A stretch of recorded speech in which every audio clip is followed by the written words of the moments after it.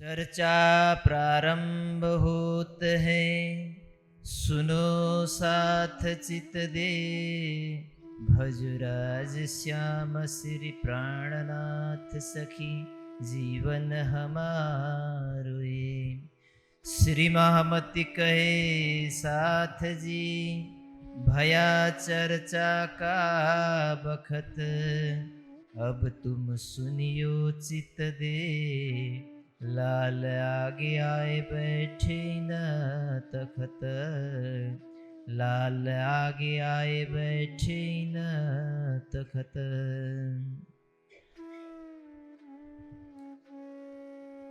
संबत 1638 आसो सुदी 14 को, जन्मे दिन श्रीदेव चंद्र जी। आई प्रगटे मारवाड़ मो, आई प्रगटे मारवाड़ मो। तामे गाम उमरकोट मतु मेहता घर अवतार।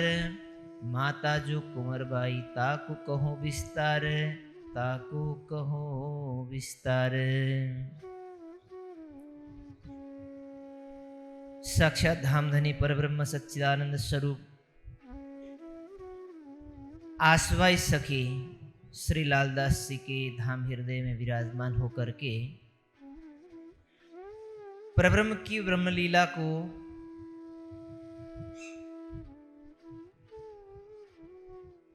बीतक के इस ग्रंथ में वर्णन करते हुए आज के प्रसंग में श्री श्यामाजी महारानी पहली बार ब्रज में आई, राधिका जी के रूप में आई। दूसरी बार रास लीला के अंदर भी राधिका के अंदर ही विराजमान हुई, लेकिन वो नूरी स्वरूप था, गत प्रसंग में श्रवण किया। अब तीसरी बार जागनी के ब्रह्मांड में अवतरण हो रहा है।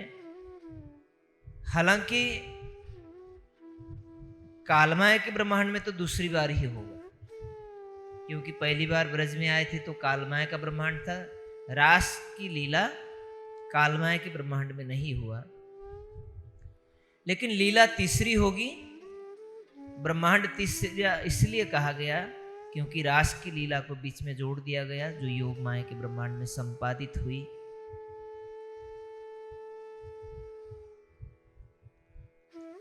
गुजरात का उमरकोट ग्राम मतु मेहता पिताश्री और कुंवरबाई माता के घर देवचंद जी नामक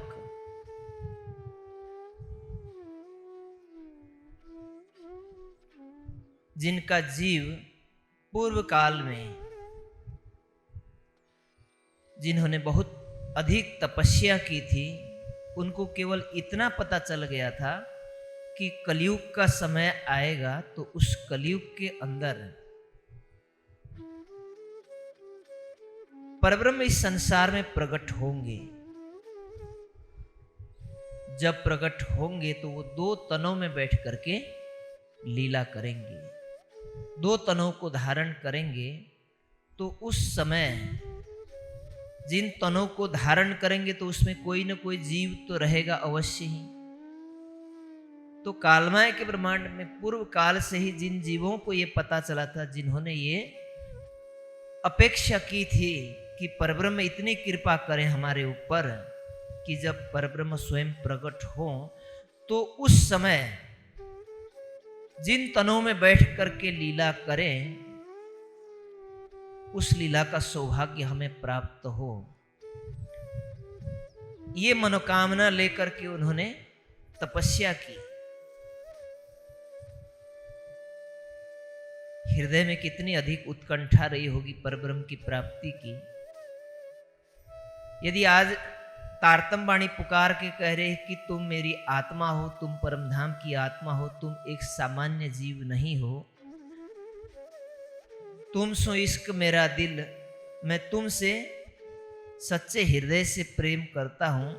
तारतम वाणी की कुछ इस प्रकार की चौपाइयों को पढ़ने के बाद में भी हृदय में चोट नहीं लगती, लेकिन इन जीवों को इतना पता चला था कि परब्रह्म आने वाले हैं, तो उस समय हमें मानव तन मिले और हमारे जीव के ऊपर बैठ करके लीला करें। केवल इस बात के लिए उन्होंने बड़ी लंबी तपस्या की। शास्त्रों में इसका उल्लेख आता है, देवापि संतनु भ्राता मरुचेक्ष्वाकु वंशज कलाप ग्राम आशा ते महायोग बलान्वितो ताविहत्य कलेरन्ति वासुदेवानुशिक्षितौ वर्णाश्रम युक्तम धर्म पूर्ववत प्रथेष्यत। भागवत के 12वें स्कंद में कुछ इस प्रकार का प्रसंग आता है। राजा शांतनु के भाई देवापी और मरु इक्ष्वाकु कुल के मरु, ये दो प्राणियों ने बड़ी लंबी तपस्या की, इसलिए कि परब्रह्म संसार में आए तो उस समय हमें मानव तन मिल जाए और हमारे तनों में बैठ करके लीला करें, ताकि हमें उस लीला का सहभागी बनने का और उसमें अपना योगदान पहुंचाने का सौभाग्य प्राप्त हो, ताकि हमारा जीव भी इस भवसागर से पार हो जाए। कुछ हमारी सेवा परब्रह्म के चरणों में समर्पित हो और साथ साथ में हमारे जीव का कल्याण हो, क्योंकि कालमय के ब्रह्मांड में 4 प्रकार की मुक्ति कही जाती रही है। कितनी? सालोक्य, सामीप्य, सारूप्य और सायुज्य। सालोक्य का तात्पर्य होता है उस लोक में मुक्ति को प्राप्त करना जिस लोक में हमारे इष्ट निवास करते हैं, यानी वैकुंठ आदि धाम को प्राप्त करना, इसको कहते हैं सालोक्य मुक्ति। दूसरी है सामीप्य। सामीप्य यानी समीप में, पास में, सामने, उपस्थिति में, उनके लोक में, वैकुंठ आदि लोक में अपने इष्ट के सामने उनके धाम को प्राप्त कर जाना, इसको कहते हैं सामीप्य मुक्ति। तीसरी है सारूप्य। सारूप्य मतलब उसी का जैसा रूप प्राप्त करना जिसकी हम उपासना करते हैं, जिसको हम अपना इष्ट मानते हैं। और अंतिम है सायुज्य। सायुज्य का तात्पर्य होता है कि हमें भगवान के लोक में मुक्ति प्राप्त हो नहीं, उसी के रूप में समाहित हो जाना, सारूप्य, सायुज्य। जैसे शिषपाल की ज्योति बैकुंठ गही, समाई श्री कृष्ण में तितना रही, आपने पढ़ी होगी। जब शिषपाल मारा गया तो शिषपाल क्या सोचता है, उसकी आत्मा, उसका जीव सोचता है कि अब हमें भगवान की प्राप्ति हो, तो उसकी ज्योति वैकुंठ चली जाती है। ज्योति मतलब उसकी आत्मा, उसका जीव वैकुंठ चला जाता है। वहां जाकर के देखा तो सिंहासन खाली दिखाई पड़ा, क्योंकि श्री कृष्ण जी का अवतार भगवान विष्णु का 16 कला अवतार माना जाता है। जब 16 कला अवतार उनका मृत्यु लोक में हो गया तो वहां से वापस आए और श्री कृष्ण जी के अंदर वो ज्योति समाहित हो गई। उस मुक्ति को कहते हैं सायुज्य, जो श्री कृष्ण जी के अंदर ही समाहित हो गई। उसका कोई दूसरा रूप या दूसरा लोक उसको प्राप्त नहीं हुआ। तो ये 4 प्रकार की मुक्ति की बात यहाँ कही जाती थी, जो स्वर्ग और वैकुंठ में प्राप्ति होती थी। और गीता ने ऐसा कह दिया, छिन्न पुण्य मृत्यु लोकम विसंति। आप जो पुण्य कर्म करते हैं, उस पुण्य कर्म के प्रभाव से आपको स्वर्ग की प्राप्ति होगी और वैकुंठ की प्राप्ति होगी। परंतु स्वर्ग या वैकुंठ में आपने जो शुभ या अशुभ कर्म करने के प्रभाव से मुक्ति को प्राप्त किया है, वो पुण्य कर्म के क्षीण हो जाने पर, समाप्त हो जाने पर, जैसे आपकी जेब में रुपए है, तब तक आप 5 स्टार, 7 स्टार, 3 स्टार इत्यादि होटलों में बैठ करके सब प्रकार की सुख सुविधाओं को प्राप्त कर सकते हैं। जब आपके पैसे समाप्त हो जाएंगे तो आपको होटल मैनेजमेंट की ओर से एक चिट्ठी, आपको एक संदेश आएगा कि आपका जो जमा किया हुआ रकम आज समाप्त होने जा रहा है, आपकी वैलिडिटी पूरी होने जा रही है। तो आज इतने बजे, आज के दिन अंतिम प्रहर आपका यहाँ होटल में जो बुक किया था वो समय पूरा होने जा रहा है, आप यहाँ से जा सकते हैं। उसी प्रकार से छिन्ने पुण्य मृत्यु लोकम विशंति, फिर कमाने के लिए मृत्यु लोक में दोबारा तन धारण करना पड़ेगा। तो इन चारों प्रकार की मुक्ति को अखंड मुक्ति नहीं कही जा सकती थी। चाहे आप साकार भक्ति करें, निराकार भक्ति करें। साकार भक्ति में मूर्ति पूजा इत्यादि परमात्मा के स्वरूप को साकार मान करके इष्ट की पूजा की जाती है, और निराकार भक्ति को अष्टांग योग इत्यादि के द्वारा निराकार की प्राप्ति के लिए जो उपासना की जाती है, हठ योग या अन्य प्रकार की क्रियाएं होती है उसकी,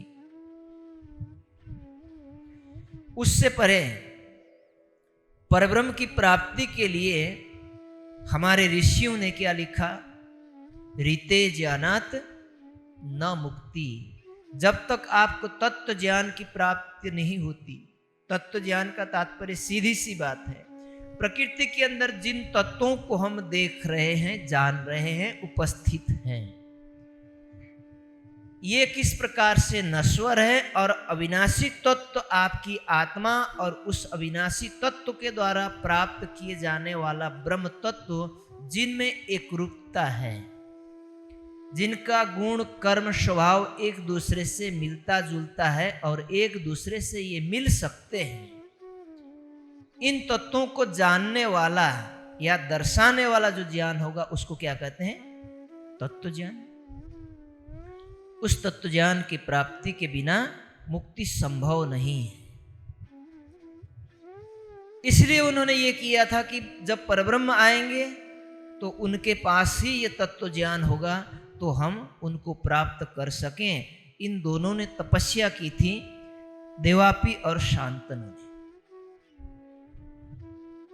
नहीं, सॉरी, देवापी जो शांतनु राजा के भाई थे और मरु जो थे इक्ष्वाकु वंश के थे, इन दोनों ने बड़ी तपस्या की। कलाप ग्राम आसाते, किसी कलाप ग्राम का तात्पर्य होता है जहाँ ऋषि मुनि लोग, बड़े बड़े ऊंचे ऊंचे स्तर के ऋषि अपने योग बल के द्वारा उस लोक को प्राप्त हो करके, निष्फिक्र हो करके जहाँ बैठ करके परमात्मा का चिंतन करते हैं।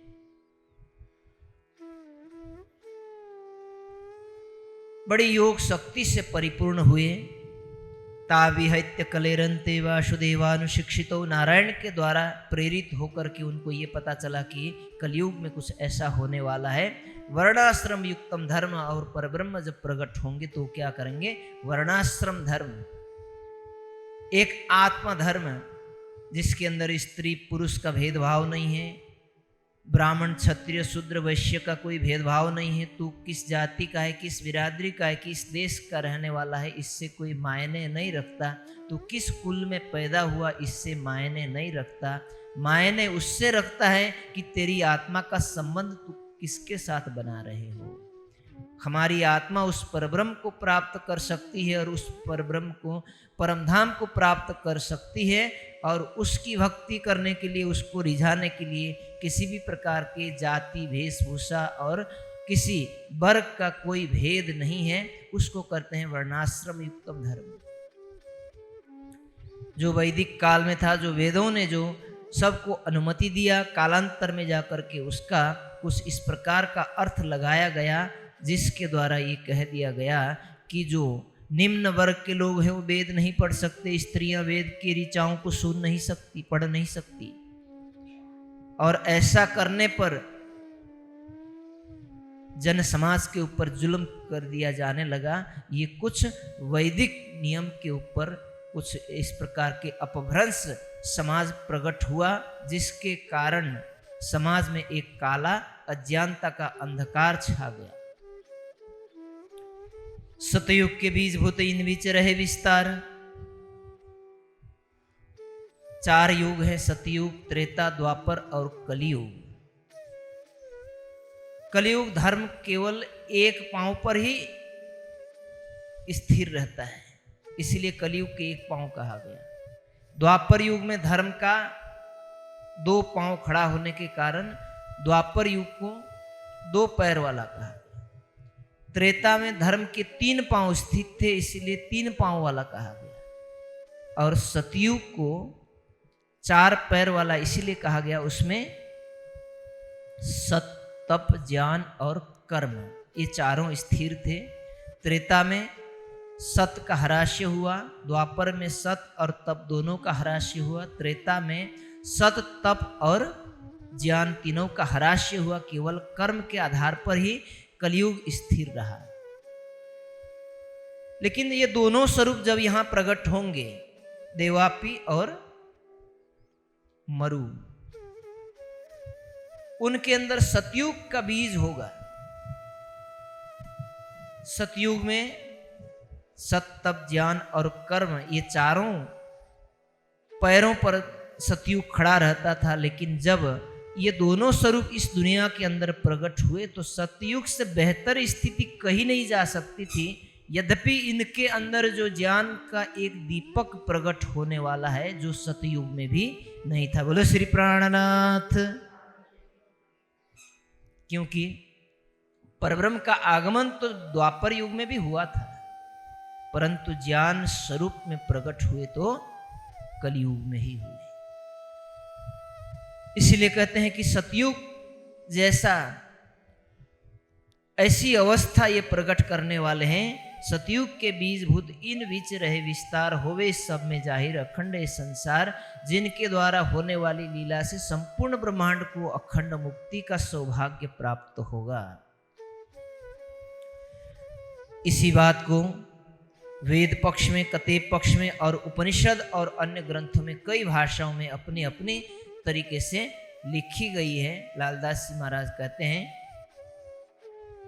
ताके ग्रंथ भाषा मीने आप अपने किए, सब ने अपने अपने भाषाओं में इस विषय को प्रस्तुत किया। एक मिलाए खोल दीजिए ए वस्त पावे तब, ये सब शास्त्र ले चले सदगुरु सोई, बाणी सकल को एक अर्थ हुई। सभी शास्त्रों को लेकर के चले और सभी शास्त्रों का एक मत हो, परंतु अज्ञान देखे रे जुदाई। जिसके पास ज्ञान का प्रकाश नहीं है वो जुदागी, उसके अंदर अलग अलग प्रकार की अपने अपनेपन की, ये मेरा संप्रदाय, ये मेरा समुदाय, ये तुम्हारा समुदाय, ये हमारा ज्ञान, तुम्हारा ज्ञान, इस प्रकार की बातें केवल सामान्य लोगों के लिए है। तीन स्वरूप की बीतक जन्म से लेकर सो कहूं आगे सयनो, ये चर्चा सब ऊपर। उस स्वरूप की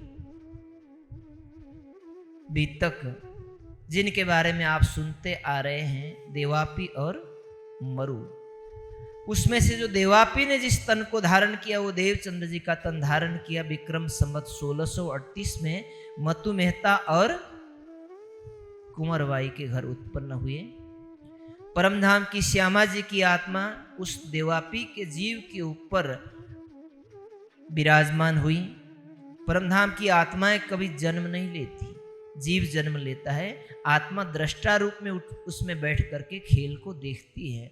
जीव कर्ता और भोक्ता है, आत्मा केवल दृष्टा स्वरूप है, दर्शक। अब उस स्वरूप की बीतक यहां प्रारंभ करने जा रहे हैं, जिसके विषय में आपने पूर्व प्रसंग में सुना। सो कहूं आगे सयनो, ये चर्चा सब ऊपर। मैं अपने ब्रह्मात्माओं के सामने, इन सुंदर सात के समाज के सामने, इस बीतक की चौपाइयों के माध्यम से, इस प्रसंग से जो बात कहने जा रहा हूं, ये चर्चा सब ऊपर। पूज्यपाद सरकार श्री जब चर्चा करते थे तो इन तमाम विषयों पर जब बोलते थे, ऐसा लगता था कि जैसे भोजन करने के बाद में जब ऊपर से पानी पिया जाता है ना, तो जब डकार लेते हैं तो लगता है कि पूरा पेट भर गया है, ऐसे समझा देते थे। सब ऊपर का तात्पर्य क्या हुआ? कहते हैं कि देखो, संसार में 9 प्रकार की भक्ति है, इसमें सभी प्रकार के वेद, उपनिषद, दर्शन सब आपको अध्यात्म का, ज्ञान का मार्ग दिखा रहे हैं। और ये आपको कहाँ तक ले जाएंगे? बहुत दौड़ी सो शून्य तोड़ी, महाशून्य निराकार स्वर्ग वैकुंठ तक ले जाएंगे। और जहाँ जा करके इन तमाम ग्रंथों के, दुनिया के सब महापुरुषों के पहुंच समाप्त हो जाती है, वहां से सदगुरु श्री देवचंद्र जी के द्वारा प्रकट किया हुआ तारतम्य ज्ञान की पहली सीढ़ी, पहला पायदान वहां से शुरू होता है। इसीलिए ये चर्चा सब ऊपर है। ये बेहद की बातें हैं, अक्षर की बात है, अक्षरातीत की, रंग महल की, वाहिदत, खिलवत और निस्वत की बातें यहाँ बताई जाएगी। हकीकत और मारिफत की बात यहाँ बताई जाएगी, जो इस दुनिया के अंदर किसी को सुलभ नहीं था। जब भया बरस 11 तब मन उपचा विचार, मैं कौन कहाँ थे आयु कहाँ है मेरा भरतार। ये अध्यात्म के कुछ गूढ़ प्रश्न हैं। मैं कौन हूँ, कहाँ से आया हूँ, और इस शरीर और संसार को छोड़ने के बाद मुझे जाना कहाँ है, जो अखंड अविनाशी धाम कहाँ पर है, जिसमें नित्य नैमित्तिक प्रकृति और महाप्रलय में भी प्रलय को प्राप्त नहीं होगा, जो अखंड है, जो अविनाशी है,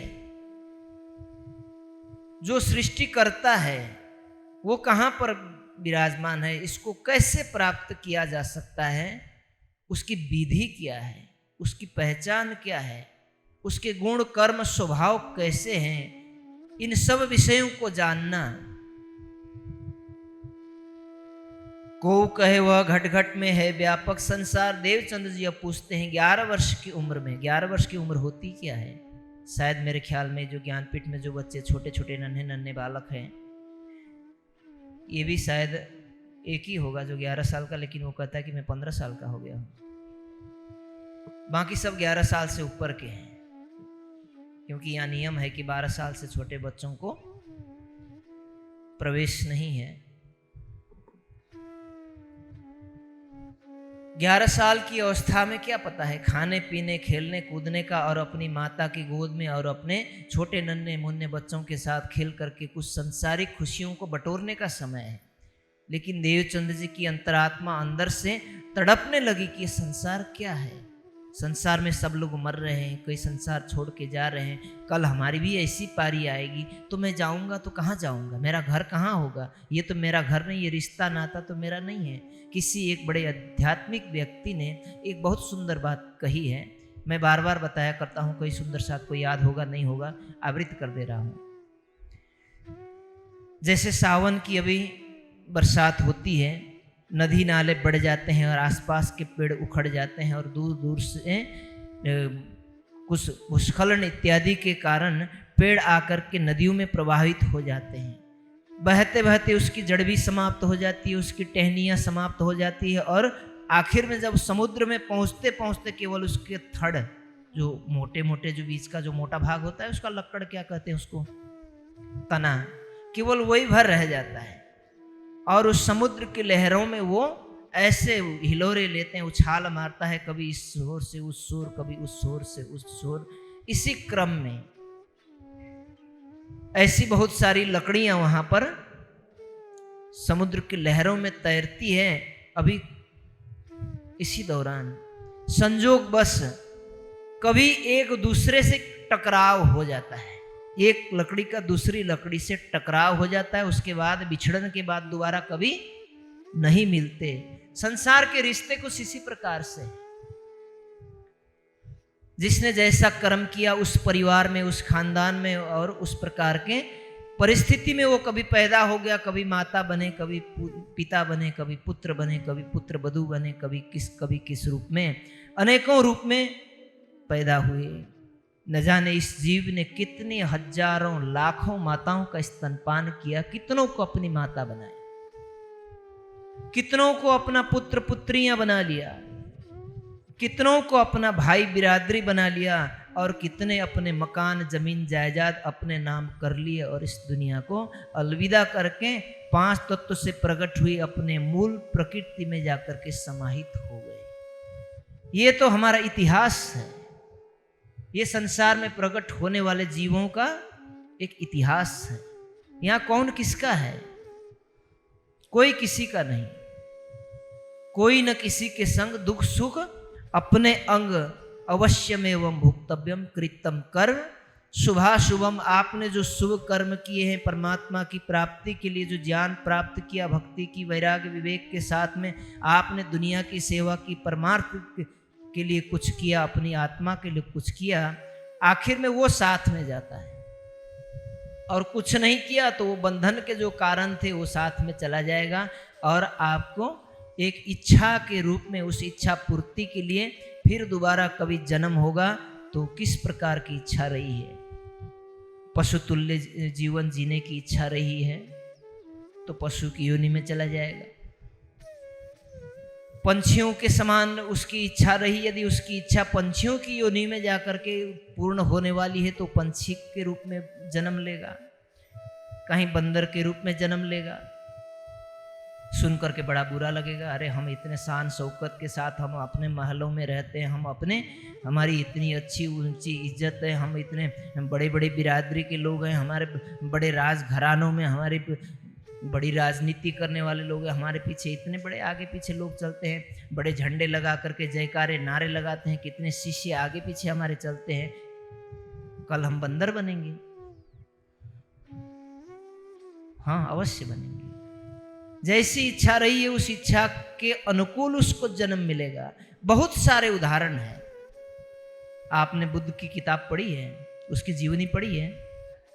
बुद्ध कहते हैं मैंने उनकी 2 किताब पढ़ी, मैंने दोनों किताब में अलग अलग प्रकार का वर्णन पाया। एक में तो कहा उन्होंने मैंने अपने 200-250 जन्मों को देखा है, एक में कहा 500 जन्मों को देखा है। अब जितना भी चाहे देखा हो, चाहे 200 हुए चाहे 500 हुए, इसका तात्पर्य क्या है कि उनका जीव 200 बार 500 बार जन्म है, उससे भी अधिक जन्मा है, हमारा भी जन्मा है, मृत्यु को प्राप्त हुआ है, हमने नहीं देखा, उन्होंने देखा। तो इसका तात्पर्य क्या है? पुनर्जन्म होता है। आपने जड़ भरत की कथा सुनी है ना, मृग वाली। जड़ भरत कैसे ऋषि की योनि से एक मृग की योनि में गए थे, ये क्या था? उनकी इच्छा का परिणाम था। तो इस प्रकार से जीव जाता रहता है। अब इसको मोक्ष की प्राप्ति कैसे होगी? ये अंतिम घाट एक मानव चोला में आने के बाद यदि वो यही सोचे कि केवल संसारिक भोग विलासों को भोगना और एक साधारण मनुष्य बन करके रजोगुणी और तमोगुणी बन करके संसार के वैभव को, दुख सुख को ही अपना समझ करके जीवन व्यतीत करने को सोचता है तो पुनर्जन्म उसका फिर होगा। यदि वो सोचता है कि ये मानव तन केवल मुझे इसलिए प्राप्त नहीं हुआ है, सभी 84 लाख प्रकार की योनियों से मानव योनि एक ऐसी है जिसमें परमात्मा तत्व की प्राप्ति हो सकती है और इस भवसागर से हम छूट करके अखंड मोक्ष को प्राप्त कर सकते हैं। उसके लिए कोई यदि आगे बढ़ करके पुरुषार्थ करता है, ऐसे जीवों के अंदर, ऐसी आत्माओं के अंदर इस प्रकार की भावना होती है, मैं कौन, कहां थे आया, कहां है मेरा भरतार। देवचंद्र जी के अंदर वो जीव था जिन्होंने सत्य द्वापर त्रेता युग में बड़ी कठोर तपस्या की थी। जब जाकर के उसका परिणाम उनको कलयुग में मिला और परमधाम की श्यामा जी महारानी आनंद स्वरूपा परब्रह्म की उनके अंदर प्रकट हुई। अब उनके मन में विचार आया कि सारा संसार का इतिहास तो कुछ इस प्रकार का रहा है, तो उसमें मैं भी एक हिस्सेदारी हूं इस संसार की सृष्टि की। अब मुझे यहां से मोक्ष होना है, मुझे दोबारा इस संसार में जन्म नहीं लेना। इस प्रकार के जन्म हमने कितने बार लिया, आपने सुन लिया। अब जो भी मिलता है पूछत फिरे सब ठहरों, कोई बतावे रहा। इससे बाहर निकलने के लिए, परमात्मा को पाने के लिए, आत्मा साक्षात्कार का कोई मार्ग हमें बताए। तो ऐसे खोज करते हुए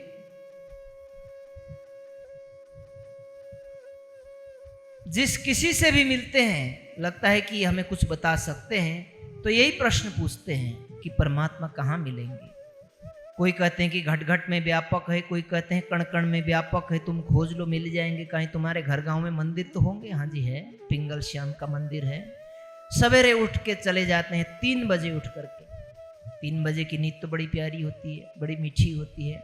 लेकिन जिनके अंदर अग्नि प्रज्वलित हो रही है, जिनको ये कह दिया जाए कि सवेरे सूरज की पहली किरण पाँव फटते ही, पहली किरण को देखते ही तुझे मृत्यु के गोद में उसके मृत्यु के हवाला कर दिया जाएगा, तेरी फांसी होने वाली है, उसको 3 बजे 4 बजे क्या फर्क पड़ता है। जिसको संसार का ये इतना भीषण दुख प्रतिदिन नजरों के सामने आता है, उसके हृदय में चिंतन कौंधता रहता है, उसको क्या फर्क पड़ता है कि 3 बजे की नींद हो, 4 बजे की नींद हो, उसकी अवस्था कितनी हो रही, उससे क्या फर्क पड़ता है। सवेरे उठते हैं और अपने हाथ में एक लोटा लिया, कमंडल लिया और उठ करके चल दिए। अब देखने वाले पीछे से कहेंगे देखो बाबा बन गया। भाई उसको तो वही दिख रहा है, उसके अंदर क्या कुछ हो रहा है, क्या कुछ गुजर रहा है, उसको तो वही जानता है। तुम लोटा देख रहे हो, कमंडल देख रहे हो, उसका लंगोट देख रहे हो, तुम उसके धोती देख रहे हो, उसका पोशाक देख रहे हो, क्या फर्क पड़ता है। लोग देखते हैं चलते फिरते कि कोई साधु दिखाई दे ना, तो सामने से भले नजर जुटाने की हिम्मत ना हो, पीछे मुड़ करके बहुत दूर तक देखते हैं कि ये कौन सा बाबा हवा आदम के जमाने का इंसान आ गया है। अरे तुम भारतवर्ष में पैदा हुए हो, अपने भारतीय संस्कृति को नहीं जानते, पोशाक को नहीं पहन सकते, तो कम से कम इतनी इज्जत तो कर लो कि भाई ये हमारी भारतीय संस्कृति है। क्या श्री कृष्ण जी, रामचंद्र जी और ये बड़े जो हमारे धर्म के बड़े नायक हैं, क्या ये जीन्स पैंट और कोट पैंट पहन करके टाई पहन के घूमते थे क्या? बताओ। ये हमारे नायक हैं, लेकिन जिन्होंने अपने नायक को आज फिल्मी सितारों को देख करके उनको अपना नायक बना है, जब समझते हैं कि जो जीन्स पैंट कोट टाई और ये चमड़े के जूते पहनने से हम ऊंचे खानदान के कहलाते हैं। थोड़ा सा शर्म कर लो अपनी भारतीय संस्कृति पर कि हम किसके औलाद हैं और हमारे आदर्श पुरुष कौन है, उनकी पोशाक क्या रही है। कम से कम थोड़ा सम्मान करना सीख लो। देवचंद्र जी चल पड़ते हैं, इसकी परवाह नहीं करते, ना किसी की परवाह, एक धाम हृदय में लिए के, भले परमधाम का ज्ञान है या नहीं, ये लक्ष्य जरूर है कि मुझे अपने प्रियतम से मिलना है। वो कहां पर है? कई सालों तक अपने पिंगल श्याम के मंदिर में जाकर के परिक्रमा करते हैं, दंडवत प्रणाम करते हैं। 3-3 घंटे तक परिक्रमा करने के बाद दंडवत प्रणाम का मतलब शरीर के 8 अंगों से भूमि को स्पर्श करते हुए इतनी विनम्रता के साथ अपने इष्ट के चरणों में लेट जाते हैं, डंडे के समान। उसको कहते हैं दंडवत प्रणाम। फिर परिक्रमा करते हैं, फिर आकर के लेट जाते हैं, प्रणाम करते हैं, कहते हैं कि आप मुझे कब मिलोगे, आप कहां पर हो, मैं कौन हूं, तुम कौन हो, और ये सृष्टि क्या है जो प्रतिदिन हराश्य होती जा रही है, मृत्यु को लय को प्राप्त हो रही है, मुझे इससे बड़ा भय है।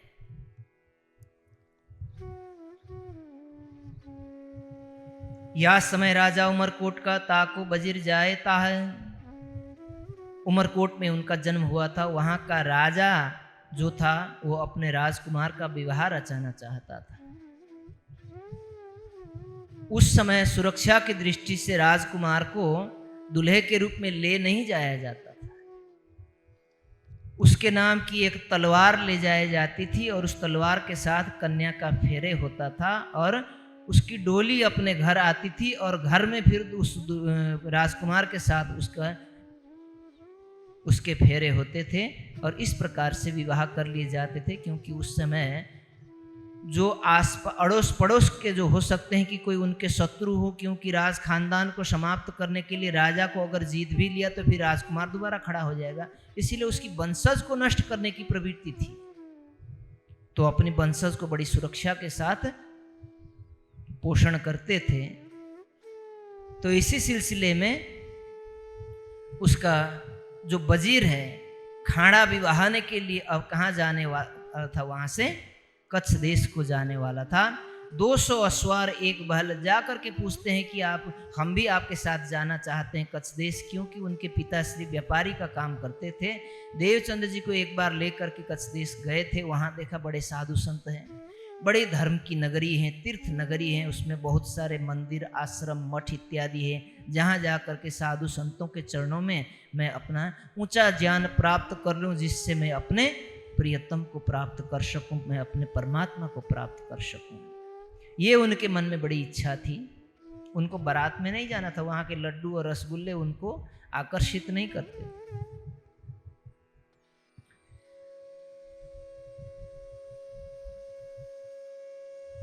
जब वजीर से पूछने गए तो कहते कि तुम्हारे पास क्या सवारी साधन क्या है? कहते कि मेरे परमात्मा ने जो मुझे 2 गोड्डे दिए हैं ना, ये मेरे साधन है। कहते कि हमारे पास 200 अश्वारी हैं और एक रथ है, उसके साथ तुम पैदल कैसे चल पाओगे? तुम्हें हम नहीं ले जा सकते। कोई बात नहीं। घर में जाकर के अब राह देखने लगे कि जब बारात निकलेगी तो हम भी उनके साथ निकलें, क्योंकि उन्होंने तो साफ मना कर दिए। घर में जाए तो माता पिता को शंका होने लगा कि ये आज कहीं की तैयारी कर रहा है, ऐसा लगता है कि कहीं ये भाग न जाए, क्योंकि पहले से ही संत वृत्ति का तो है ही। किसी तरीके से इसके पैरों में बेड़ी डाल लो, किसी तरीके से रोक लो। कश्मीर की घाटी में युद्ध करने के लिए बंदूक लेकर के जाए ना, दूसरे दिन जा करके वहाँ अपने वीरगति को प्राप्त हो तो माता पिता को इतना दुख नहीं लगेगा। किसी के घर से संत बन जाए तो लगता है कि हमारी तो नाक कट गई है। मैं दूर की बात नहीं करूंगा, अपने ही ज्ञानपीठ में एक विद्यार्थी आया था, रहना चाहता था, सुंदर साथ के घर का था, लेकिन जब तक यहाँ रहा उन सुंदर साथ के घर में बड़ी बेचैनी रही और बार बार आकर उसको लेकर के ही रहे। ज्ञानपीठ आना मंजूर है, तारतम लेना मंजूर है, लेकिन वो धर्म की सेवा के लिए वो महात्मा बन जाए ये किसी भी हालत में मंजूर नहीं है, क्योंकि हमारी तो नाक कट जाएगी। लोग कहेंगे कि भाई तो भिक्षा मांग के खाता है, किसी की दया पर जीता है, किसी के दिए दान के टुकड़ों पर पलता है, तो हमारी तो नाक कट जाएगी। जो परमात्मा की सेवा करे, अपनी आत्मा की सद्गति का कार्य करे, उससे तुम्हारी नाक कटती है तो माया में आकंठ डूब जाओ तो इज्जत बन जाएगी।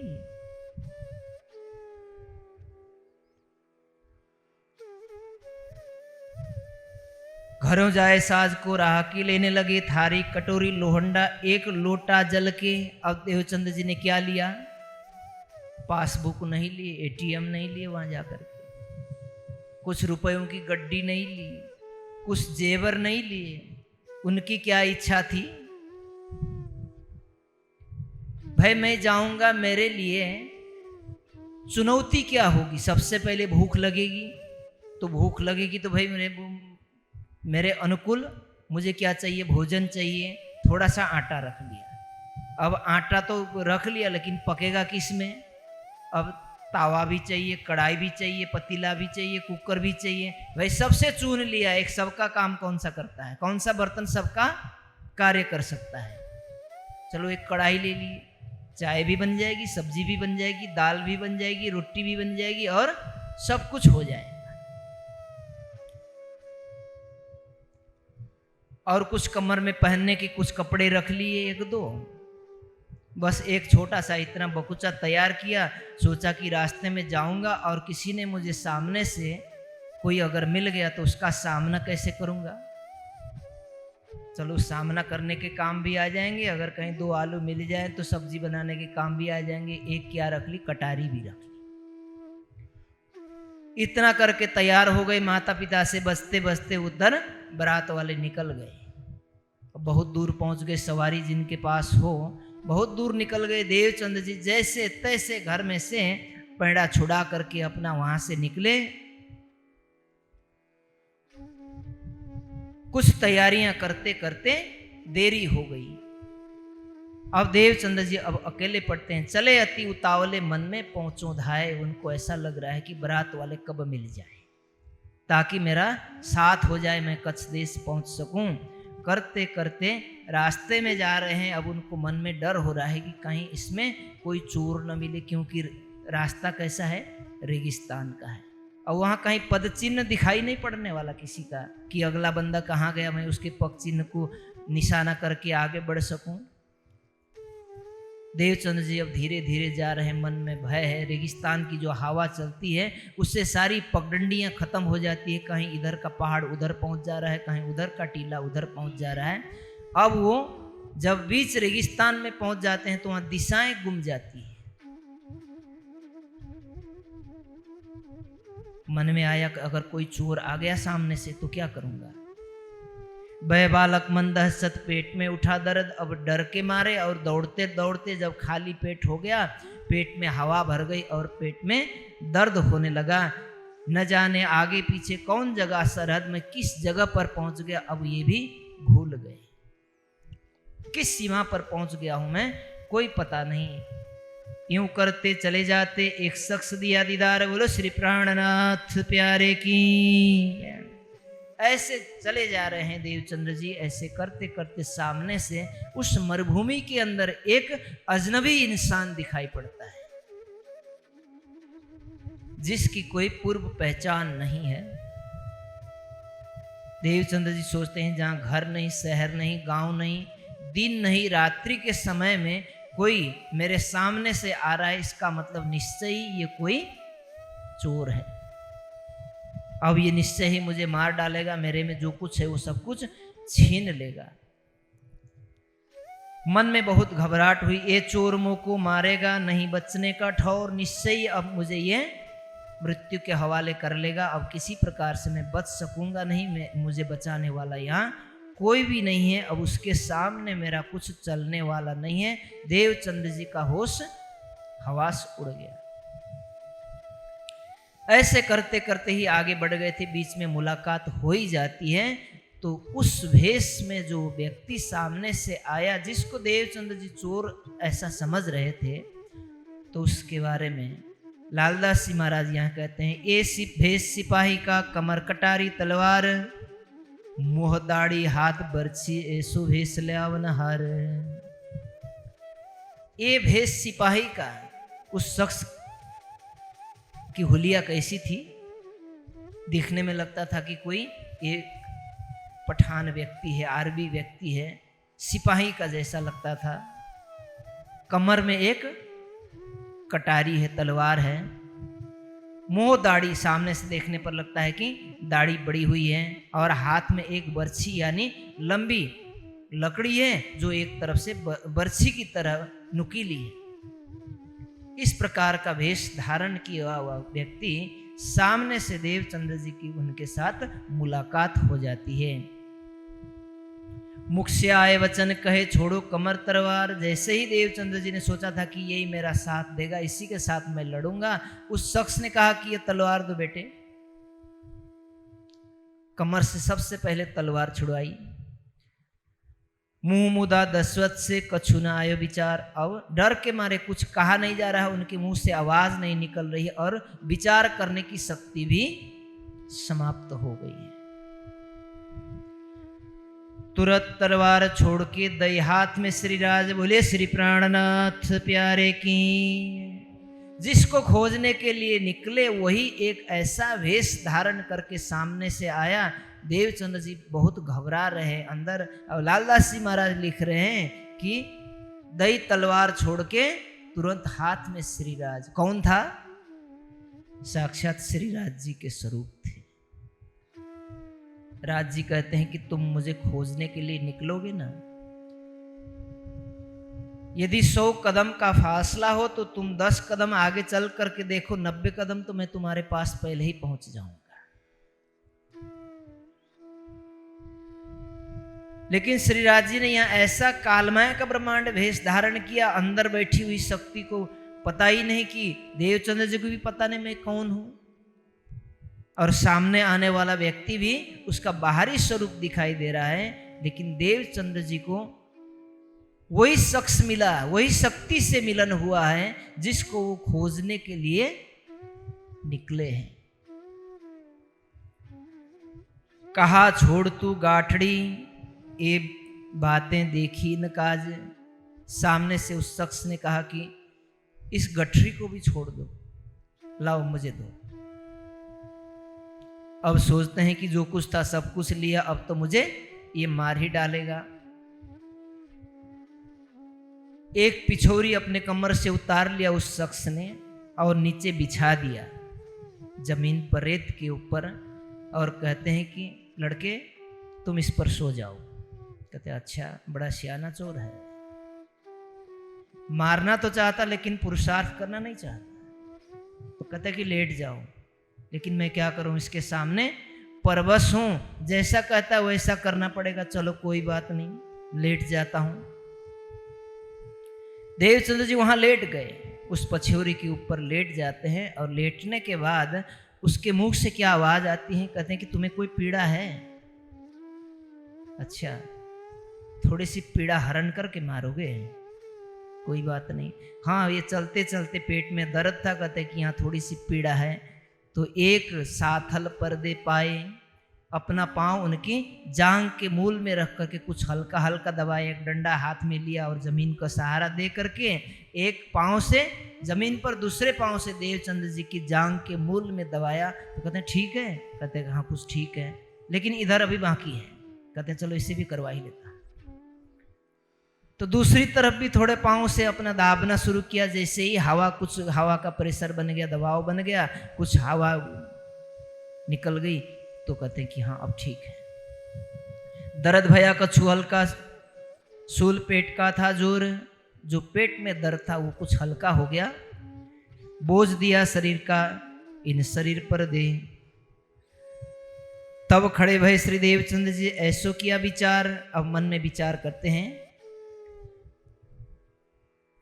पिछोरी कमर बधाई के बोझ बांधा अपने पीठ पर, और उस पछोरी को कमर में बांध दिया देवचंद्र जी के, जिस पर उनको लिटाया था, और उनकी जो गठरी थी उन्होंने अपने कंधे पर रखा, और कहते हैं कि अच्छा अब चलते हैं। बंदी खाने रख के करेगा गुलाम, अच्छा अब ये मुझे ले जाएंगे और मुझे क्या बनाएंगे, बंदी बनाएंगे, और ले जाकर के अपने घर का काम कराएंगे। शायद ये मारेंगे तो नहीं, लेकिन मुझे नौकर बना करके रख लेंगे। मारने से तो बचा, अब करावे कछु काम, ये कुछ काम कराने वाले हैं। माता का नाम पूछा, कुटुंब परिवार कहाँ है, क्या करते हैं, सब कुछ पूछते हुए चले जाते हैं। देवचंद्र जी जैसे जैसे प्रश्न मिलता है उसका जवाब देते हैं। मतु मेहता मेरे पिताश्री हैं, सौदागिरी का कार्य करते हैं। कौन वजीर ताके रहे, आपका राजा कौन है, उसका मंत्री कैसा है, और मंत्री और राजा अपनी प्रजा के साथ कैसा व्यवहार करते हैं। कुछ सामाजिक और राजनीतिक बातों में उलझा दिया, ताकि देवचंद्र जी अध्यात्म के संबंध में कुछ पूछ सके, उनका तो स्वभाव है। तो ये उनके मन में आए उससे पहले ही उनको उस तरफ उलझा दिया कि लौकिक बातें पूछने लगे। ऐसा करते करते पंथ करते जाए, और थोड़ी सी राह बाकी रह गई। जो बारात वाले आगे पहुंच गए थे उस जगह पर पहुंच जाते हैं। उस जगह खड़े रहे, पिछोड़ी छुड़ाई कमर से, जो पिछोड़ी बांध दी थी उसको कमर से छुड़ा लिया, और उसमें इतनी शक्ति थी कि जो बारात वाले सवारियों के साथ पहले आगे चले गए थे, इतना रास्ता उन्होंने रात भर में थोड़ी देर में तय कर दिया। लेकिन देवचंद्र जी को लगा ही नहीं कि मैं कुछ चला भी और मैं कुछ थक भी गया, कुछ ऐसा अनुभव हुआ नहीं।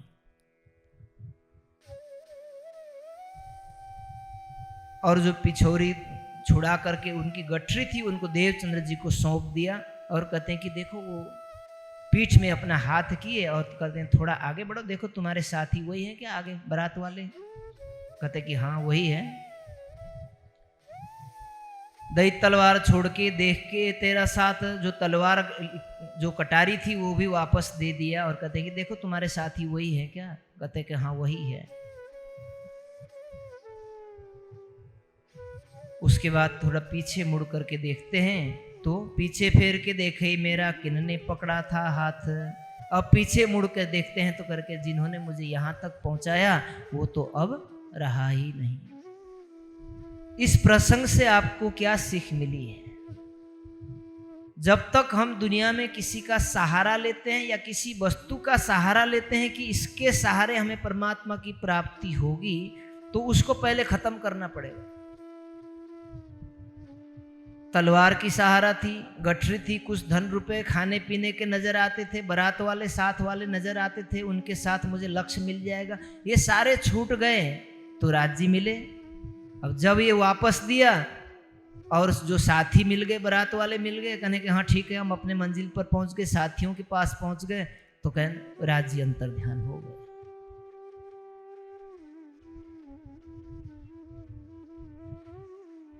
अब वो वजीर वालों के पास चले गए देवचंद्र जी। वहां जाकर के जो उनका प्रमुख मुखिया था वो आकर के पूछता है कि लड़के तुम कहाँ से आए हो? कहते कि मैं तो आपके गांव का ही हूँ, रहने वाला पड़ोसी हूँ। क्या नाम है? कहते देवचंद्र। कहाँ जाना चाहते हो? कहते मैं तो बारात में तुम्हारे साथ बारात में जाने के लिए आया हूँ। उनको ये नहीं कहना कि मेरे साथ क्या हुआ, मैं क्या करने के लिए कहाँ जाने वाला हूँ। उनसे कोई अपने मन की बात वहीं पर रखिए, जो आपकी बात को समझ सकता है। आपकी बात को कोई हंसी का, यदि आपको हंसी में लेता है और आपको हंसी का पात्र बनाता है, तो वहां जाकर के अपनी मन की बात नहीं रखनी चाहिए।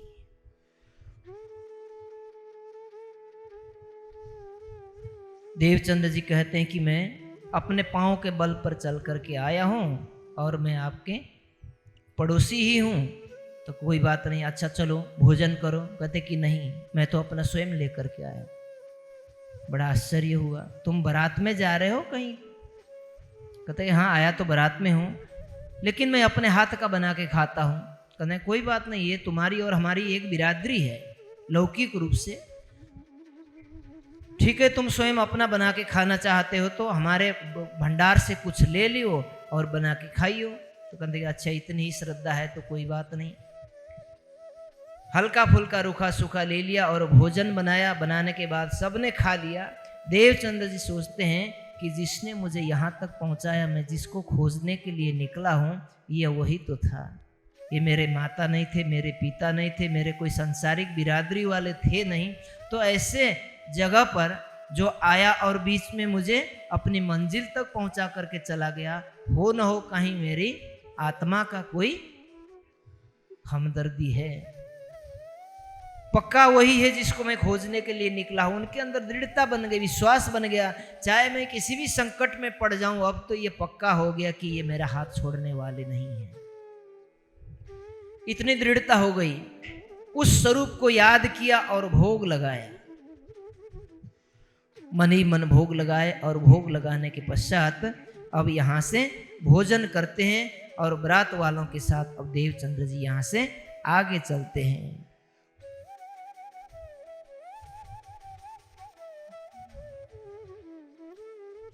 श्री महामती के साथ जी ए देवचंद्र जी की भी तक आगे खोज करेंगे, सो बातें अति बुजुर्ग। ये देवचंद्र जी का खोज का प्रसंग, वहाँ से निकले कच्छ देश जाते जाते ये सारी बातें हुई। अब यहाँ से जाकर के आगे बारात वाले अपने जहाँ शादी विवाह होना वहाँ चले जाएंगे। देवचंद्र जी यहाँ से कच्छ की ओर प्रस्थान करते हैं। तो देवचंद्र जी का कच्छ का प्रसंग हम अब यहाँ आगे श्रवण करते हैं। तहाँ जाए खोज करी सो बताऊं इत, लगे खोज करने बैठे देहुरे जाए, चर्चा को तो पूछत वे प्रतिमा को ठहराए। ये भारतवर्ष का बड़ा दुर्भाग्य है, जहां पर वेद की मूल संहिताएं, ब्राह्मण ग्रंथ ये कहते हैं कि तुम एक परमात्मा को छोड़ करके उसकी जगह पर किसी पशु प्राणी त्रिगुणात्मक पंचभूतात्मक प्रकृतिजन्य पदार्थ की यदि तुम पूजा करते हो, उसका सेवन करते हो, तो तुम विद्वानों में भी एक बहुत निम्न स्तर के, वही शब्द प्रयोग किया है जो वही बता दूं, किसी को कष्ट तो नहीं होगा। पशु रेवाश देवाना, वो पशु के समान अज्ञानी है, उसको परमात्मा के बारे में, अध्यात्म के बारे में कुछ भी अता पता नहीं है। भागवत में लिखा हुआ है जो वात पित्त और कफ से निर्मित कोई भी प्राणी हो या कोई भी चीज, ऐसा पदार्थ हो जिसको यदि हम परमात्मा मानते हैं, तो वो बड़ा अनपढ़ व्यक्ति है। परमात्मा त्रिगुणातीत है। लेकिन देवचंद्र जी जहां भी जा करके पूछते हैं कि परमात्मा कौन है, कहां से मिलेंगे, कैसे मिलेंगे, वो प्रतिमा को ठहराया, कहते हैं साक्षात भगवान जी तो बैठे हैं वहां, देखो इतनी लंबी जीभ निकाल के बैठे हैं, इतने जटाधारी हैं, देखो शंख चक्र गदा पद्म हाथ में लेकर के बैठे हैं। हाँ, नंदी जी सामने हैं, तमाम दिखा देते हैं, कहते हैं कि यही तो भगवान है इस दुनिया में अंदर, इसके अतिरिक्त तुमने कोई नाम सुना है?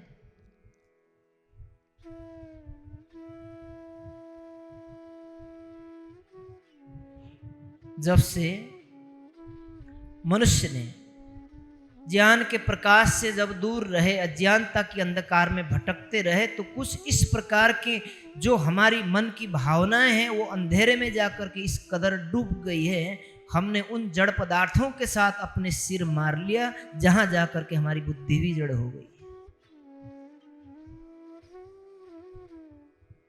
आप चेतना को प्रदान करने वाले ज्ञान के क्षेत्र में प्रवेश करोगे तो अवश्य आपकी आत्मा के अंदर एक चेतना का संचार होगा। यदि जड़ पदार्थों के साथ ही जुड़ करके अपनी गंतव्य को मान लोगे तो ये संसार से, भवसागर से कभी मनुष्य पार हो सकता नहीं, क्योंकि ऋषियों का कथन है, रीते ज्ञानात न मुक्ति। तहां मन माने नहीं राह न आवे नजर। देवचंद्र जी सोचते हैं कि ये काम तो मैंने बहुत दिनों से किया है, अगर इनमें मिलने होते तो मुझे तब भी मिल जाते। कबीर जी ने न जाने कब से कह रखा है, कण कण में होता तो दिखता सब कोई, मरता न कोई। ब्रह्मांड में होता तो दिखता सब कोई। पत्थर पूजे हरि मिले तो मैं पूजूं पहाड़, इससे तो चक्की भली आटा खाए संसार पीस करके। अरे जिस परमात्मा ने तुम्हें बनाया है, तुम्हारे जैसे सुंदर इंसान को बनाया है, तुम्हारे अंदर एक आत्मा तत्व को फूंका है, और तुम उस परमात्मा को खोजने के लिए विचार करने की शक्ति है। उस व्यक्ति ने बनाए एक घड़े हुए पत्थर के अंदर तुमने केवल मंत्र पढ़ करके प्राण प्रतिष्ठित कर दिया तो परमात्मा बन गया। ये कैसी विडंबना है? क्या इंसान परमात्मा को बनाता है, परमात्मा इंसान को बनाता है? जिसने इस सृष्टि को बनाया वो परमात्मा है। इस सृष्टि के पदार्थ को जिसने जड़ा घड़ा है वो परमात्मा नहीं हो सकता। कोई दिन तहां रहे चले जागा और बड़े डिंब कनफट्टे चले गए तीन ठौर। देवचंद्र जी कहाँ नहीं गए, कनफट्टे योगियों के पास गए, वैष्णवों के पास गए, सन्यासियों के पास गए, मस्जिद में चले गए, सब जगह चले गए। जहां भी जाते हैं कोई कहता है कि 5 दफे की नमाज पढ़ लो, कोई कहता है कि सन्यासी बन जाओ, तुम पीले वस्त्र को धारण कर लो। जहां जाते हैं सब अपनी अपनी बताते हैं। देवचंद्र जी की अंतरात्मा उसको स्वीकार नहीं करती, आगे बढ़ रहे हैं। इसीलिए तो खोज बड़ी संसार, रे तुम खोजो साधु, खोज बड़ी संसार, खोजत खोज सदगुरु पाइए। सदगुरु संग करतार। जब तक सच्चे सदगुरु नहीं मिलते, जहां आपकी अंतरात्मा की संतुष्टि नहीं होती, तब तक कल्याण नहीं।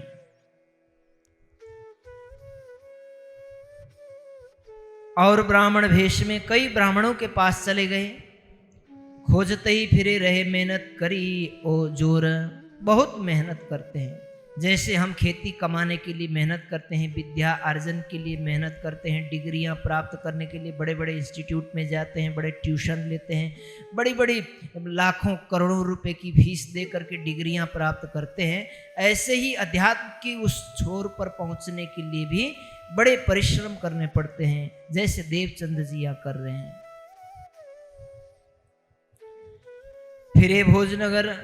फिर भोजनगर आए, तहां शहर में तहां हरिदास जी रहे भाई सोबत तीन से।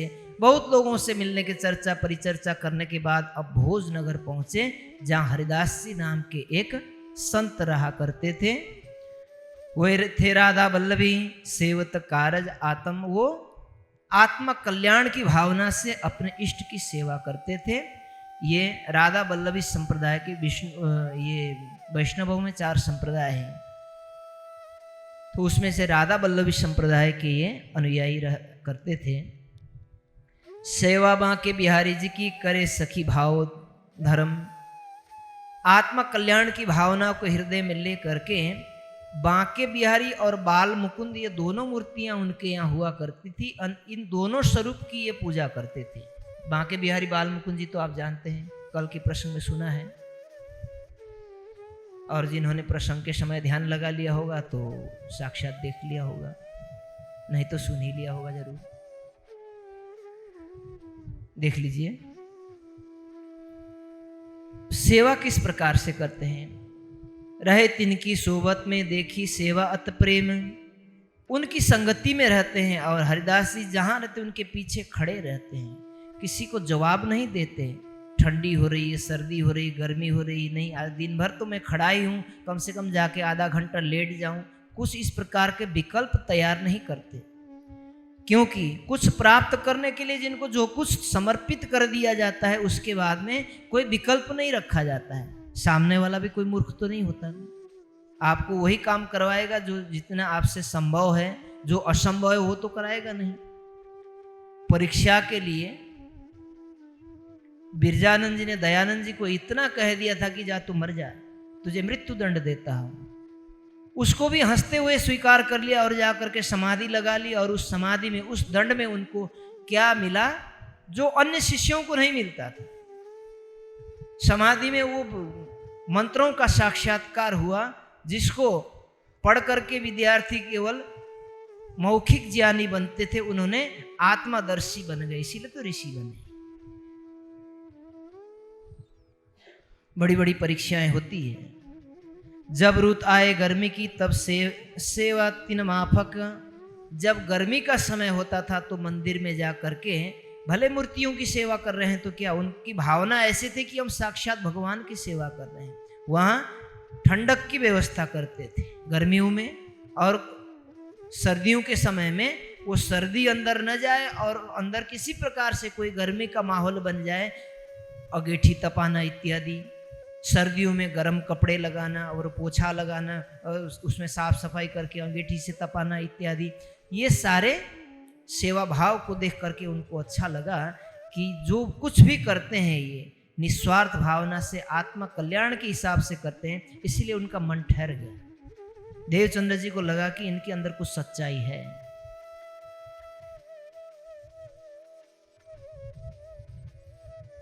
जब देह क्रिया के लिए बाहर जाते थे हरिदास जी तो दिन में कई बार स्नान करना होता था। पवित्रता के हिसाब से अवश्य स्नान करते थे।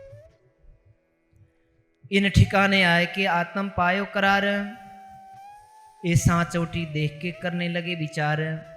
इनकी मैं सेवा करूं वस्त्र ग्रहूं इनसे, अब इनसे मुझे तत्व ज्ञान की प्राप्ति करनी है, इसीलिए इनको पहले रिझाना पड़ेगा। रिझाने के लिए कुछ सेवा तो करनी पड़ेगी। सोचते हैं कि मैं इनकी सेवा करूंगा। नित्य प्रति चर्चा में बैठते हैं, कुछ सत्संग इत्यादि होती है। जब ये मतु मेहता सुनी धाये के आई, तो मतु मेहता अपने पुत्र की खोज कर रहे हैं कि आखिर गए तो कहाँ गए, कई साल हो गए।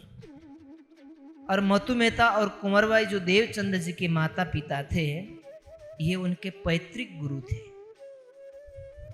हरिदास जी पैतृक गुरु होने के नाते इनको पूछ लिया था कि तुम कहाँ से आए हो, तुम्हारा घर कहाँ है, माता पिता कौन है। तो उन्होंने चिट्ठी लिख करके भेज दी थी कि तुम्हारा पुत्र हमारे यहाँ आया, चिंता करने की आवश्यकता नहीं है।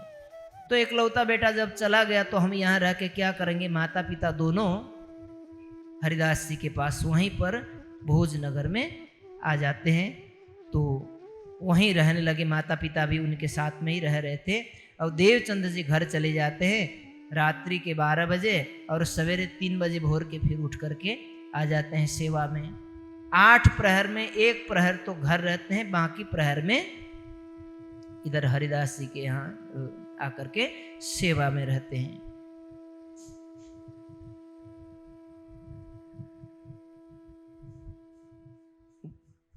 देख सांचे हरिदास जी के मन में देव नाम सुमरण और देवचंद्र जी की भी इस प्रकार की निष्ठा और सेवा भावना को देख करके उन्होंने सोचा इस व्यक्ति के अंदर पात्रता है, तो मैं अपना इनको शिष्य बना करके इनको ज्ञान देता हूँ, यानी इनको भी अपने शिष्य के रूप में ग्रहण कर लेता हूँ। अब मतु मेहता कुंवर बाई जो आए थे उनके साथ देवचंद्र जी साथ में रह रहे हैं। उन्होंने सोचा कि किसी न प्रकार से इनको संसार के गृहस्थ के बंधन में बांध दिया जाए तो कहीं क्या पता कल यहाँ से भी छोड़ के भाग जाए। हम कब तक बुढ़ापे तक इसके पीछा करते रहेंगे। सोचते हैं कि अब देवचंद्र जी का विवाह कर दिया जाए तो ये हाथ आवे मेरे छूटे बैराग इनसे। तो सोचते हैं कि भाई इनका बैराग छूट जाएगा, ये बंधन में आ जाएंगे। एक दिन एक जगह पर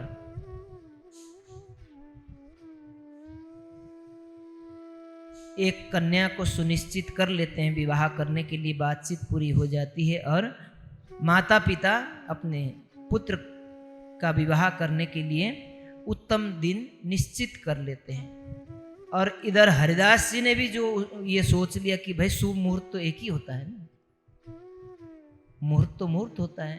जो सबसे पहला मुहूर्त था देवचंद्र जी का, इधर नाम सुमिरन देने के लिए हरिदास जी ने भी वही निश्चित किया और इधर देवचंद्र जी ने भी, उनके माता पिता ने भी वही निश्चित कर लिया, चुन लिया कि इस दिन इसका विवाह कर देना है। अब ये मुहूर्त के बारे में आप क्या कहेंगे?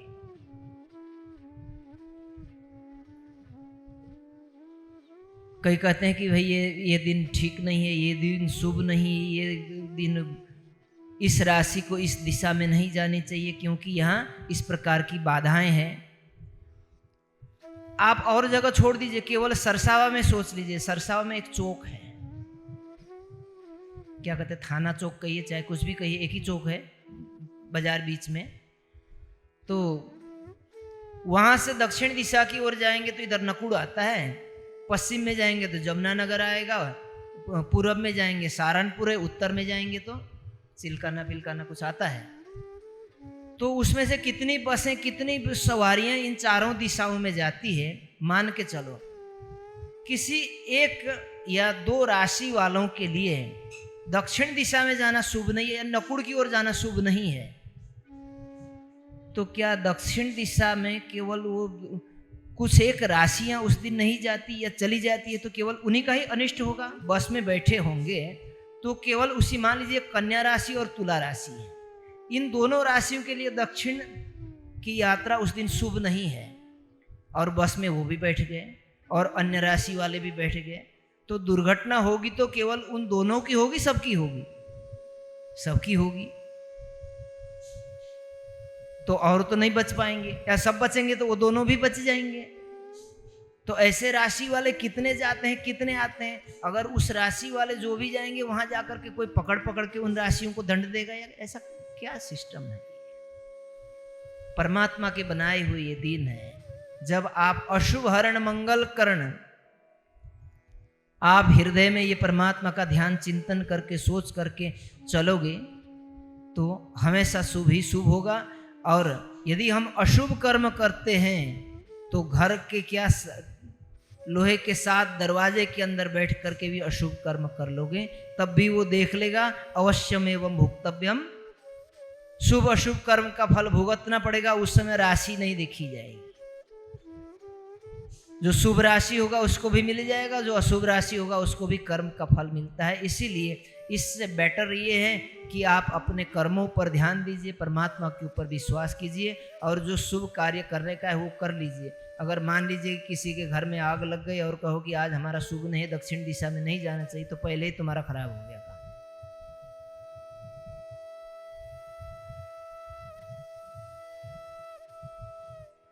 लेकिन एक परंपरा बनी थी, उस परंपरा का निर्वाह करते हुए यहाँ ये प्रसंग आया,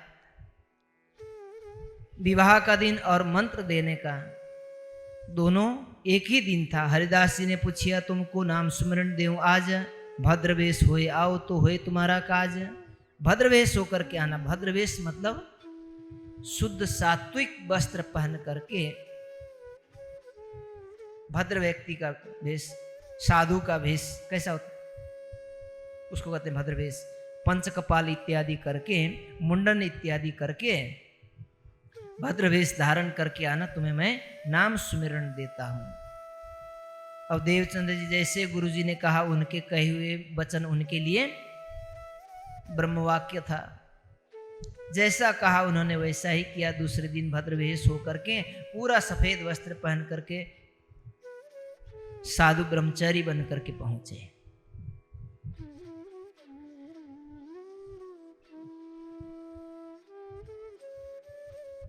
जब जाकर के देवचंद्र जी हरिदास जी के सामने बैठते हैं, हरिदास जी महाराज पूछते हैं कि देवचंद्र बताओ, इससे पहले तुमने किसी को गुरु बनाया है? दीक्षा मंत्र ली है कहीं से किसी से? कहते कि हाँ। किससे लिया? कहते संन्यास मत का हमने मंत्र लिया है। अच्छा, फिर एक मंत्र तुम्हारे हृदय में पहले से है तो दूसरा मंत्र कैसे रख सकते हो?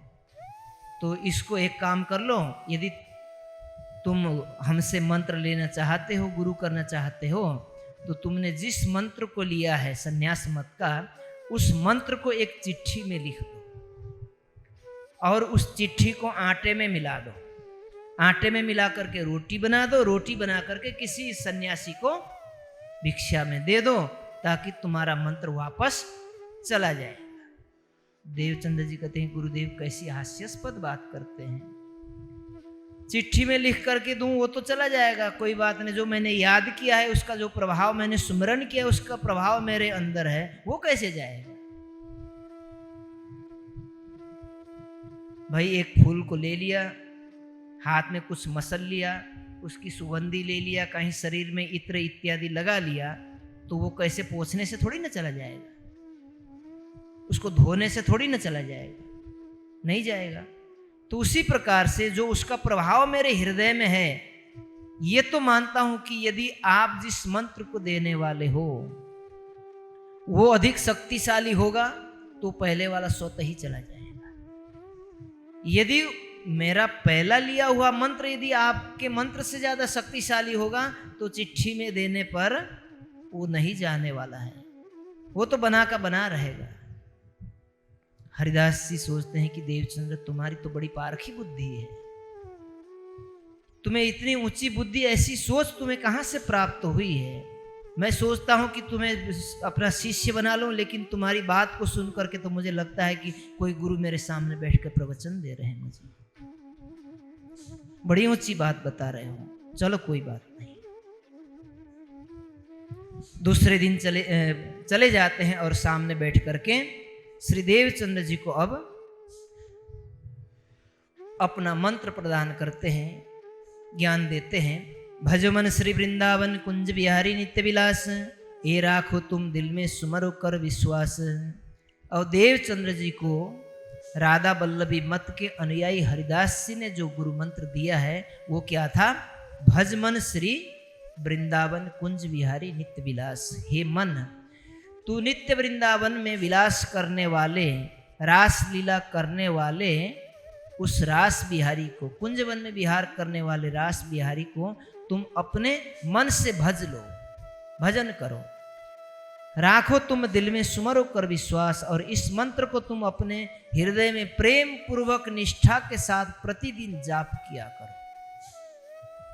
सखी भाव है भजियो उपदेश करके, यह कहते हैं कि सखी भाव से भजना। तुम ये मत सोचना कि मैं पुरुष हूँ या मेरी उम्र ये है वो है, नहीं, तुम सखी भाव से भजना। जैसे ब्रज की गोपियों ने कृष्ण कन्हैया को रिझाया है, उसी भाव से तुम अपने को क्या सोचना?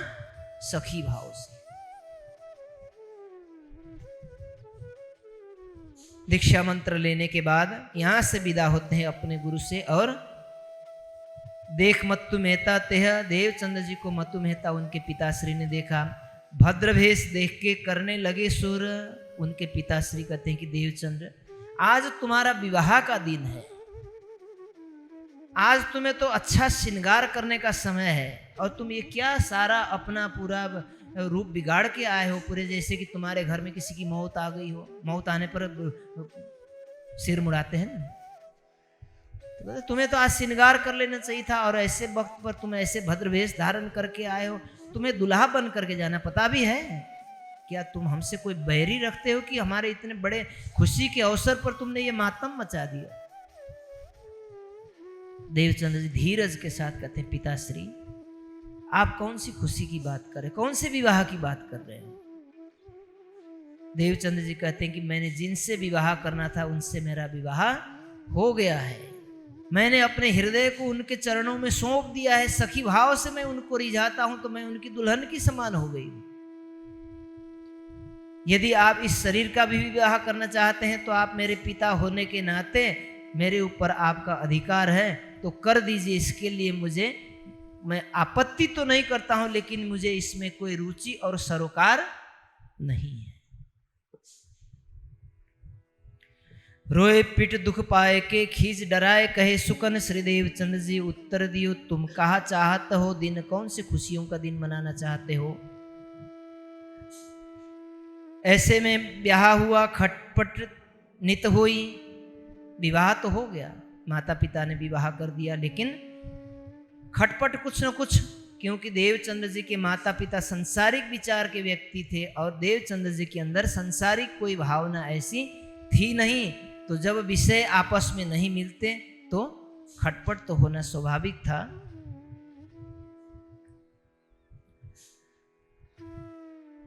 श्री देवचंद्र जी हरिदास जी की सेवा करते है सोई, लेकिन जिस प्रकार से सेवा करते हैं उसमें रत्ती भर भी कोई फर्क नहीं आता। देवचंद्र जी प्रतिदिन सेवा करते हैं, चर्चा कीर्तन इत्यादि सत्संग में प्रतिदिन गुजरान करते हैं। रहे एक पहर घर में पिछली रात रहे जब पोहर, रात्रि का अंतिम प्रहर बाकी रहते ही हरिदास जी के घर में देवचंद्र जी उठ करके पहले ही पहुंच जाते हैं। हरिदास जी अभी उठे ही नहीं, तो जाकर के उनको डिस्टर्ब करने से अच्छा है मंदिर की परिक्रमा करते हैं, घर की परिक्रमा करते हैं। जब गेट खुलता है तो अंदर चले जाते हैं, फिर अंदर जाकर के झाड़ू लगाना, पोछा लगाना, बर्तन इत्यादि करना, मंदिर की सारी सर सफाई सामग्री, उसके बाद में गुरुजी के वस्त्र धोने, उसके बाद गुरुजी की सेवा करनी, हाथ दबाने, पैर दबाने, सिर दबाने, क्या क्या कौन कौन सी सेवाएं जितने भी उनसे संभव हो पाती है सब बहुत प्रेम पूर्वक देवचंद्र जी ने सारे काम कर लिए। क्योंकि ज्ञान की प्राप्ति होती है किससे? श्रद्धा लभते ज्ञानम, श्रद्धा के द्वारा ज्ञान की प्राप्ति होती है और बिना श्रद्धा की सेवा नहीं हो सकती। तो जिस व्यक्तित्व के अंदर सेवा की भावना यदि नहीं है तो समझ लीजिए हम ज्ञान को प्राप्त करना तो चाहते हैं लेकिन वो हमारे जीवन में असरदार नहीं होने वाला है। क्योंकि ज्ञान तभी फलीभूत होता है, फल देता है, जब उसको प्राप्त करने वाला व्यक्ति सामने वाला श्रद्धावान हो। बिना श्रद्धा की आपने ज्ञान तो लिया और ज्ञान लेने के बाद बहुत लोग करते हैं यूज एंड थ्रो, कहते हैं ना, प्रयोग कर लो और फेंक दो। इस प्रकार से लिया हुआ ज्ञान, दुर्योधन भी बहुत ज्ञानी था, कंस भी बहुत ज्ञानी था, रावण भी बहुत ज्ञानी था, उनके अंदर ज्ञान की कोई कमी नहीं थी, लेकिन ज्ञान को प्राप्त करने की जो प्रवृत्ति थी वो बहुत गलत होने के कारण उनके गुरुओं के दिया हुआ ज्ञान उनके जीवन को कभी रोशन नहीं दे सका, उनको मोक्ष नहीं कर पाया, धर्म में प्रवृत्ति नहीं कर सका।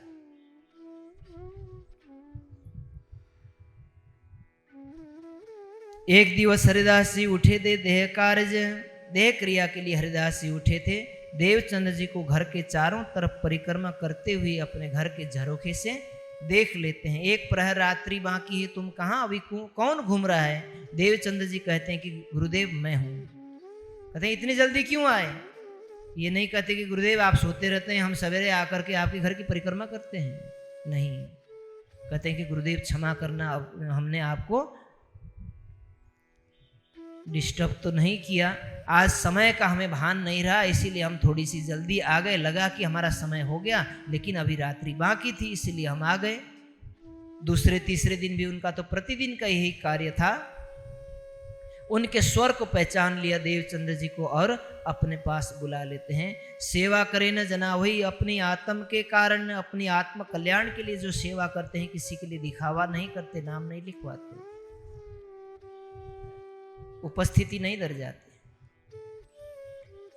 दिखावे नहीं काहू को, समझावे अपना मन, ताकि अपने मन की सांत्वना के लिए ये सब कुछ सेवा करते हैं। हरिदास जी सुन के कही माफक परवान, शायद देवचंद्र जी सही कह रहे हैं, इनको समय का आभास नहीं रहा, परंतु नित्य प्रदक्षिणा दे वही इनका तो काम ही यही था। एक दिवस हरिदास जी से थेवा में होशियार, आगे देवचंद्र जी बैठे थे, खबरदार देवचंद्र जी पास में बैठे थे, हरिदास जी कुछ सेवा में लगे हुए थे। एक किसी उसी नगर के किसी शख्स को बिच्छू ने डंक मार लिया और अचेत अवस्था को प्राप्त हो गए। 4 आदमी उनको खटिया पर बैठा करके हरिदास जी के पास ले आए और पुकार करते हैं कि गुरुदेव जी कृपया देर मत कीजिए, इसके प्राण निकलने वाले हैं, जल्दी करके आप इसका उपचार कर लीजिए।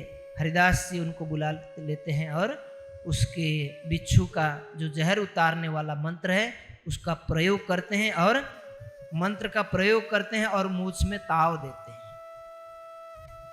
2-3 बार ऐसा करने पर जब मंत्र प्रभावित हो जाता है, विष उतरने लगता है, तो उनको लगता है कि अब ये कुछ मूछें नरम हो रही है, तो पता चलता है कि अब धीरे धीरे जहर उतर रहा है।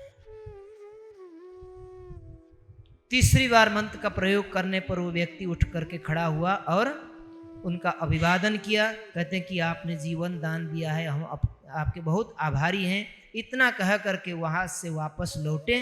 अब हरिदास जी देवचंद्र जी से कहते हैं,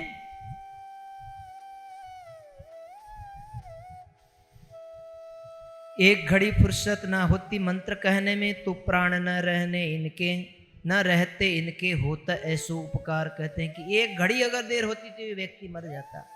तो इस मंत्र के जानने से, प्रयोग करने से इतना बड़ा उपकार होता है। तो देवचंद्र जी तुम भी इस मंत्र को सुन लो और अपने पास रख लो। देवचंद्र जी क्या उत्तर देते हैं? तब श्री देवचंद्र जी ने कहा, हरिदास जी सुनो तुम, हमको मंत्र जो तुम दियो सो हृदय राखे हम। गुरुदेव आपने जो मंत्र दिया है उसको हमने अपने हृदय में रखा है। मैंने अपना हृदय उस परमात्मा को दिया है और उसके लिए आपके दिए हुए गुरु मंत्र मेरा प्रथम मंत्र है। अब दूसरा मंत्र मैं कैसे रख लूं? या तो मैं अध्यात्मवादी बनकर के उस परमात्मा की प्राप्ति के मार्ग पर चलूं, या तो फिर यही टोना मोना करके यही जहर भी उतारने का काम कर लूं। आप बताओ मैं क्या करूं?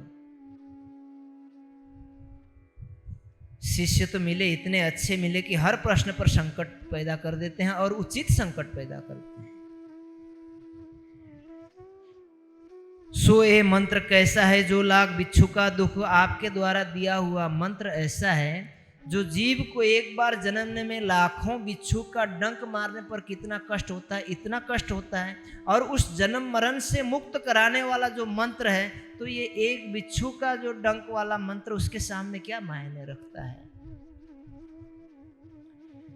जो मंत्र आपने दिया उसको मैंने अपने हृदय में बसा लिया है। और उनकी बात को सुन करके हरिदास जी इतना रीझ जाते हैं, इतना प्रसन्न हो जाते हैं। कहते हैं देवचंद्र जी शाबाश,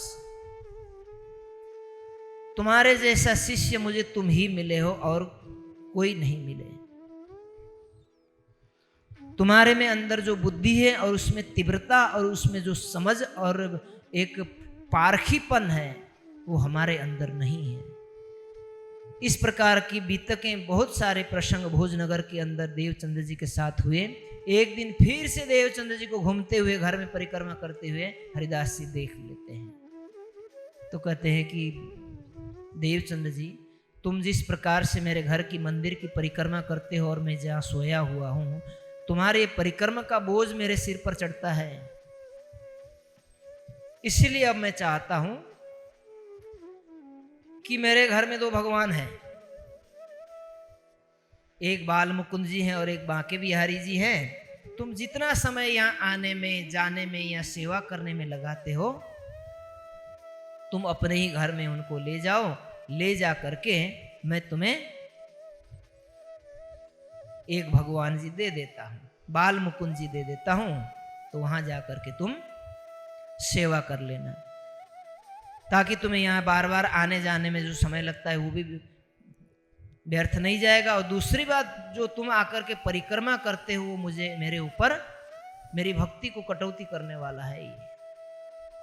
इसीलिए तुम अपने घर में ही सेवा कर लो। जब मिलने की इच्छा हो तो तुम भी यहीं हो और मैं भी यहीं हूँ, कभी भी चाहो मिल सकते हो।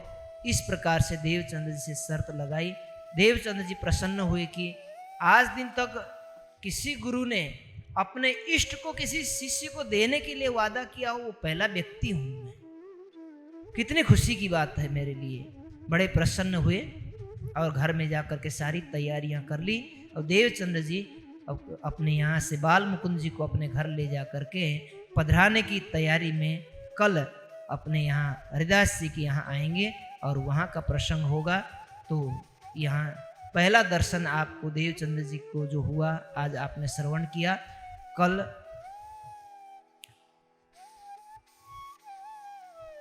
दूसरा और तीसरा ये आपको सुनने को मिलेगा। शायद अगला दर्शन जो भी होगा वो कल के प्रसंग में आप सुन पाएंगे। तो इसमें घुंघरी का प्रसाद का भी वर्णन आएगा। संभव हो तो सुंदर साथ अपने अपने कुछ श्रद्धा के अनुसार जो भी ले आना चाहेंगे। ये प्रसंग हम श्रवण करेंगे कल। श्री देवचंद्र जी की स्वरूप की पहचान, ये प्रसंग हमारे कल के प्रसंग में रहेगा। आज समय यहीं पूरा होता है। आज की सेवा इतनी ही रहेगी। सभी मिलकर के चौपाई को दोहराएंगे। श्री महामति कहे साथ जी, यह बीतक भोज नगर, आगे इनके और कहूं, बीतक पहचान पर, बीतक पहचान पर। बोलिए श्री प्राणनाथ प्यारे की, धाम के धनी की, सतगुरु महाराज की प्रणाम। अधिक जानकारी हेतु हमारी वेबसाइट www.spjin.org पर आएं और हमारे YouTube चैनल को सब्सक्राइब करें। धन्यवाद।